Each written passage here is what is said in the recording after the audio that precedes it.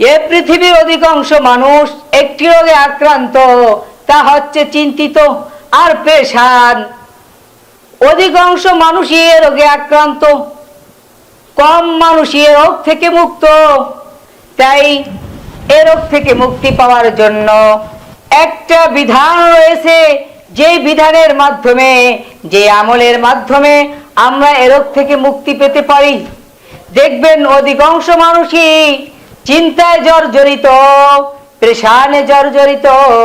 একটা চিন্তা চলে যায়, আরেকটা চিন্তা চলে আসে, একটা পেরেশান চলে যায়, আরেকটা পেরেশান চলে আসে। তাই আমরা এই দুশ্চিন্তা থেকে কিভাবে আমরা বাঁচবো, কিভাবে আমরা এ থেকে মুক্তি পাবো? বলে এ থেকে মুক্তি পাওয়ার জন্য আমাদের একটা আমল করা লাগবে, সেটা হচ্ছে আল্লাহর নবী সাল্লাল্লাহু আলাইহি ওয়াসাল্লামের এই হাদিসের উপর আমল করা লাগবে। তবে রব্বুল আলামিন আমাদেরকে এই মুসিবত থেকে মুক্তি দান করবেন।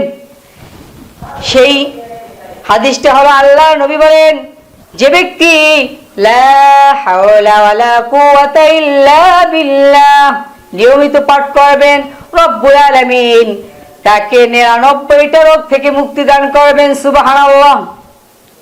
সবচেয়ে ছোট যে রোগ, সেই রোগটা হচ্ছে পেরেশান, চিন্তিত। আইসারুহা আল হাম্মু, সবচেয়ে ছোট যে রোগ, সেই রোগটা হচ্ছে পেরেশান আর চিন্তিত। এই 99টা রোগ থেকে সবচেয়ে ছোট যে রোগ, সেই রোগটা হচ্ছে চিন্তিত আর পেরেশান। তাও আল্লাহ পাক রব্বুল আলামিন এই আমলের বদৌলতে